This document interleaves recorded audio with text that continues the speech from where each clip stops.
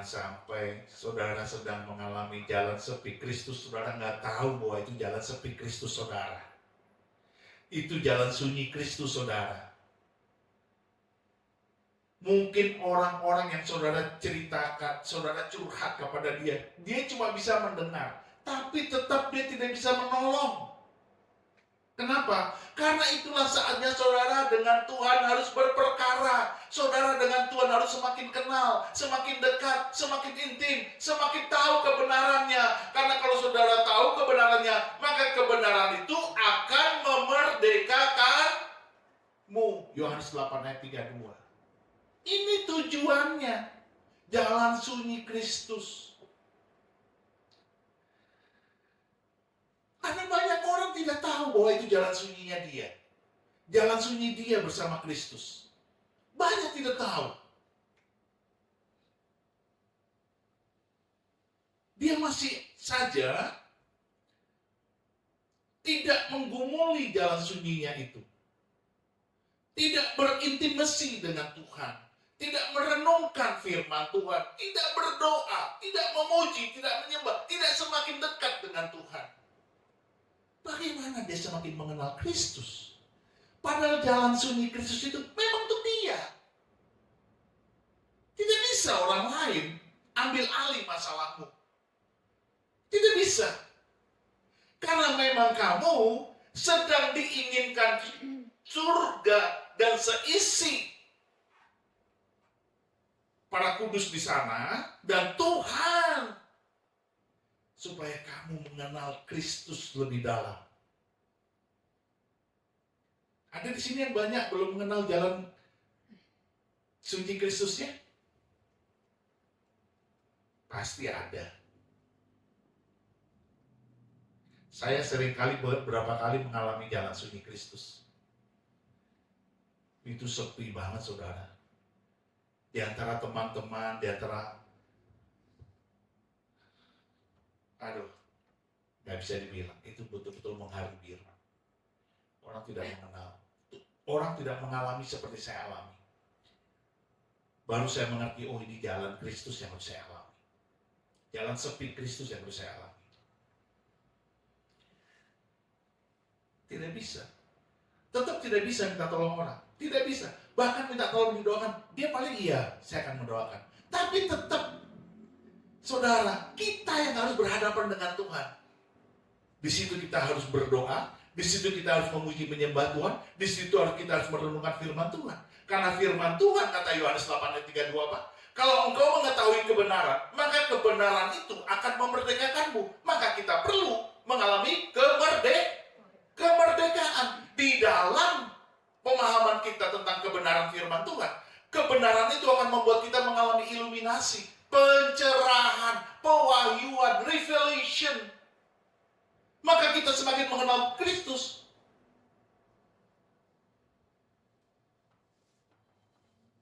Dan kita tidak menjadi anak-anak gampang. Kita menjadi orang dewasa. Ketika Ibrani 12 berkata apa? Tidakkah kamu tahu bahwa ganjaran itu untuk mendewasakan kamu? Mari kita buka. Yuk. Ibrani 12. Nanti kita kembali lagi ya ke sini ya. Matius 26. Yuk. Ibrani 12. Ayat 5. Dan sampai 8. Demikianlah firman Tuhan. Dan sudah lupakah kamu akan nasihat orang, akan nasihat yang berbicara kepada kamu seperti kepada anak-anak. Hai anakku, janganlah anggap enteng didikan Tuhan, dan janganlah putus asa apabila engkau diperingatkannya.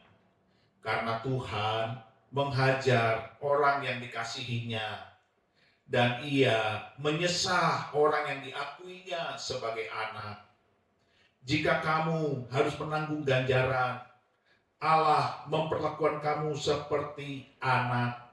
Di manakah terdapat anak yang tidak dihajar oleh ayahnya?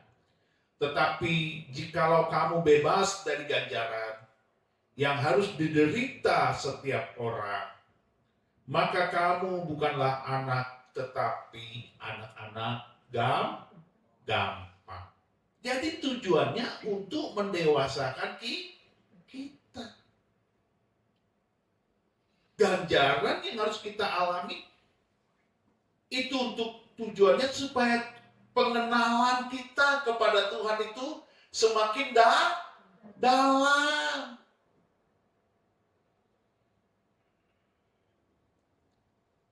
Inilah jalan sunyi Kristus yang harus kita alami. Mungkin saudara banyak punya masalah yang belum selesai-selesai. Nah, itu saya katakan, jangan-jangan itu adalah jalan sunyimu bersama Kristus yang belum kau selesaikan.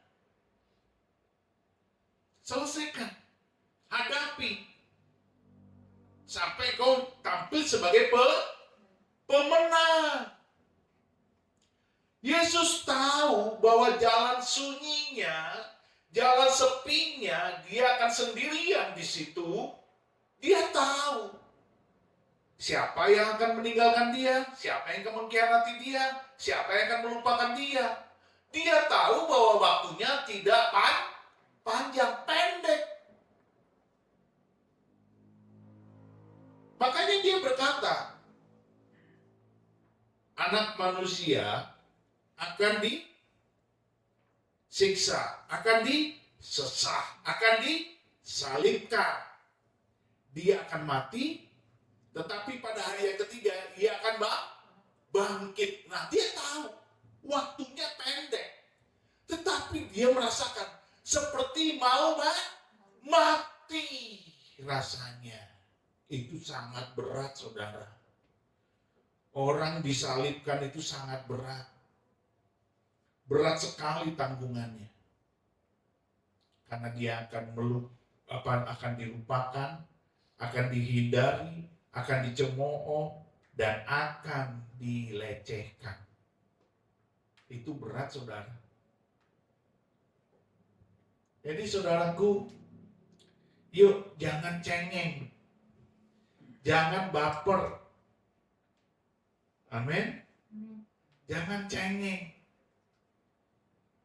Jangan cengeng. Hadapi jalan sepimu bersama Kristus. Jalan sunyi Kristus itu harus kita alami. Dan kita lihat lagi. Ayat 41. Berjaga-jagalah dan berdoalah supaya kamu jangan jatuh ke dalam pencobaan. Roh memang penurut, tetapi daging lemah. Saudara lihat itu. Tuhan sudah memberikan kita solusi. Ketika kita mengalami jalan Kristus, di jalan sepi Kristus, jalan sunyi Kristus, kita harus banyak berdoa dan berjaga-jaga. Itu. Lantunkan pujian penyembahan. Banyaklah merenungkan firman Tuhan. Karena firman itu akan membebaskanmu, akan memerdekakanmu. Kebenaran itu akan membuat engkau semakin celik secara rohani. Banyak-banyaklah berdoa. Kita ini manusia ciptaan Tuhan, tidak dirancang untuk lebih menuruti daging. Kita dirancang untuk lebih menuruti roh. Saudara percaya nggak saudara diciptakan untuk lebih menuruti roh? Ya, manusia roh, bukan manusia daging. Yuk kita buka lagi. Yohanes, ya. Yohanes 1.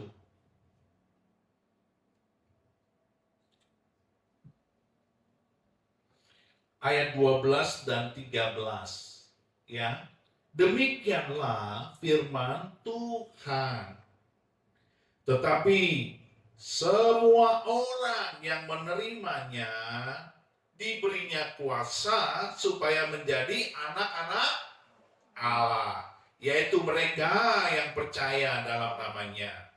Orang-orang yang diperanakan bukan dari darah atau dari daging, bukan pula secara jasmani oleh keinginan seorang laki-laki, melainkan dari Allah. Allah itu adalah roh. Jadi kita ini bukan, walaupun kita secara human being, kita dari darah dan daging, tetapi kita setelah percaya Yesus, kita adalah manusia roh. Maka tuh Yesus bilang kepada para muridnya,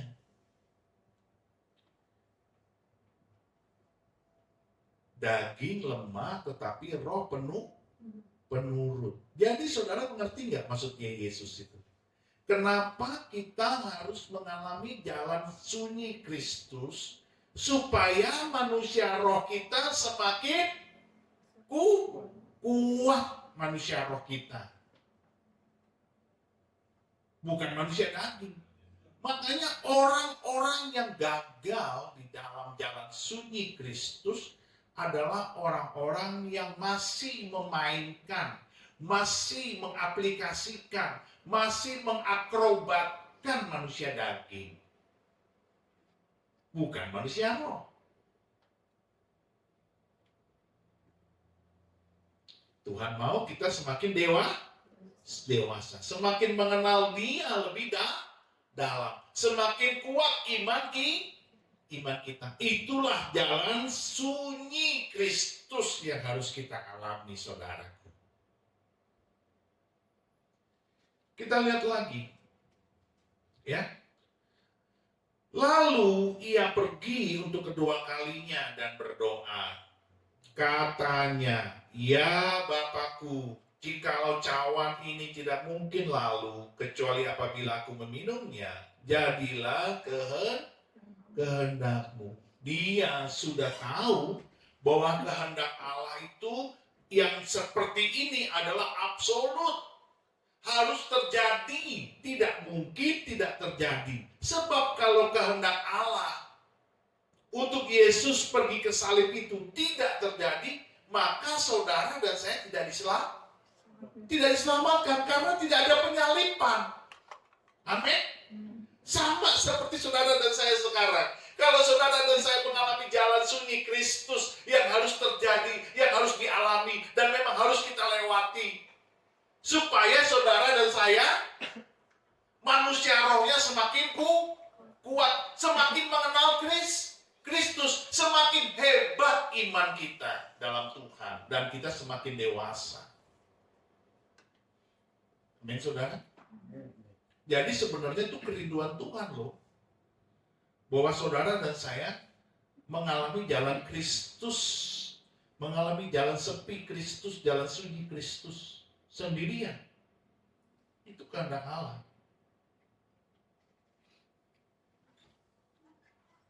Di mana kita nggak kuat, waduh, seperti mau mati rasanya, seperti mau mati, sangat sedih.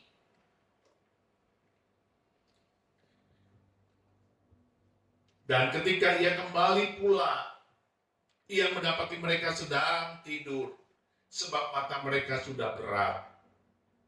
Saudara lihat,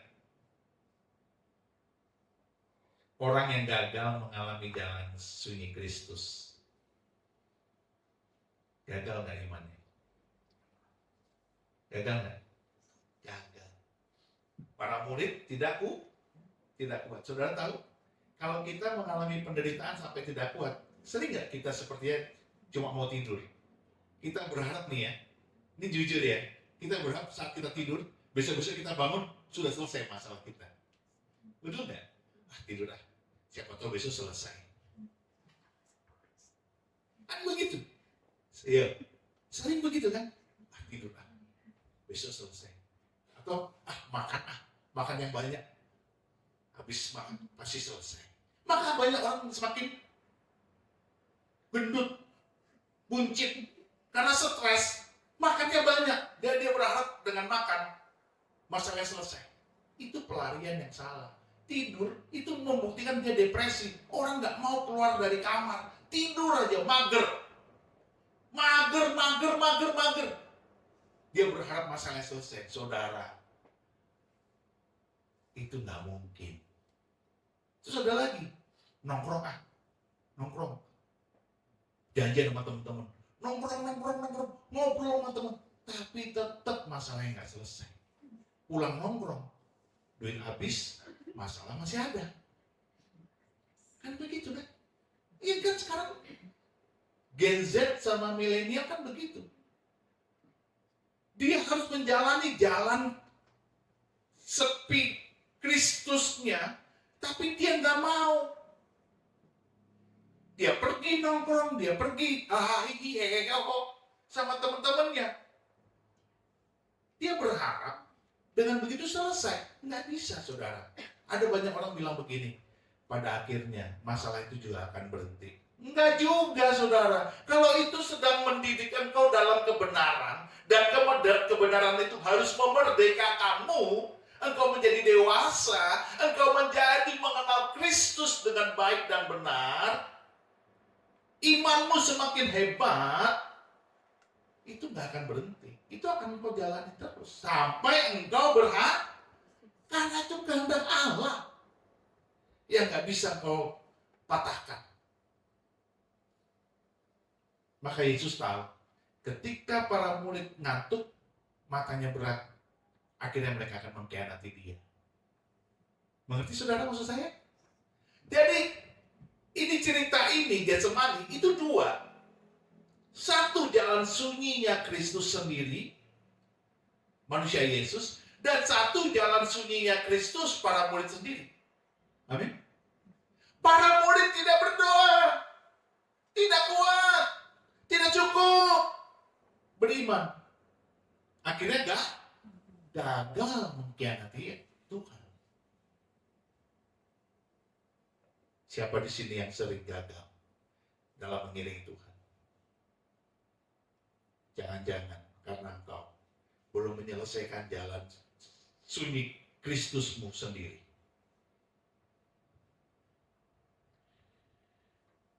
Ia membiarkan mereka di situ lalu pergi dan berdoa untuk ketiga kalinya dan mengucapkan doa yang itu juga. Saudara lihat, Tuhan memberikan contoh kepada kita. Kalau kita mengalami jalan sunyi sepi sendiri bersama Kristus, itu kita harus banyak-banyak berdoa. Dia sampai 3 kali mondar-mandir. Dia cuma ngecek anak muridnya. Oh, tidur. Terus Yohanes, Yakobus, bangun. Ayo doa. Doa ya. Pergi lagi dia berdoa. Doa yang sama. Balik lagi. Tidur lagi. Bangun. Doa. Ingat loh. Manusia daging lemah loh. Manusia roh kuat. Antuk. Pergi lagi Tuhan berdoa. Kedua kali. Balik lagi. Ayo sudah deh. Udah. Yuk kita pergi yuk. Yang akan menyerahkan aku sudah dekat. Tuhan tahu. Manusia Yesus akan mengalami jalannya sendiri. Saudara dan saya tidak akan mengalami jalan sunyi Kristus. Tidak akan pernah. Tidak akan mengalami. Pasti. Karena tujuan Tuhan cuma satu. Supaya kita semua semakin mengenal Tuhan, semakin benar.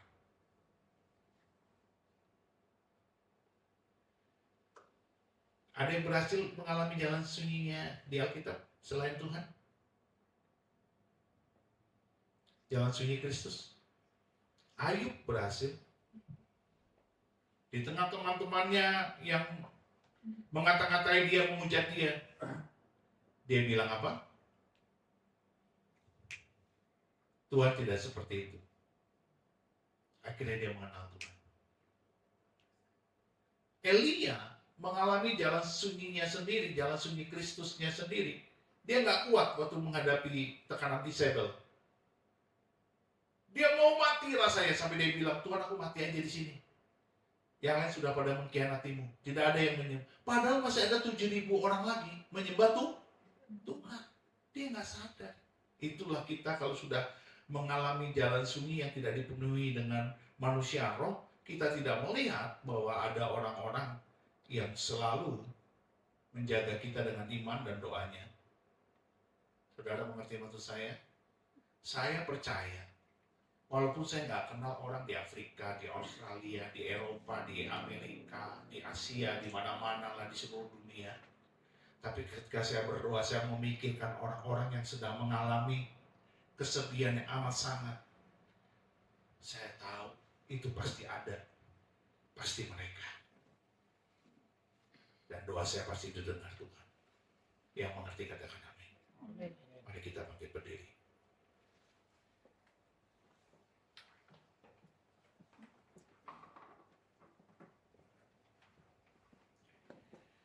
Yesus, Yesus, Kau berarti bagiku. Saudara, berdoalah masing-masing supaya engkau jangan menjadi manusia yang gagal ketika mengalami jalan sunyi Kristusmu sendiri. Jangan menjadi orang yang tidak mengenal jalan sunyi Kristusmu.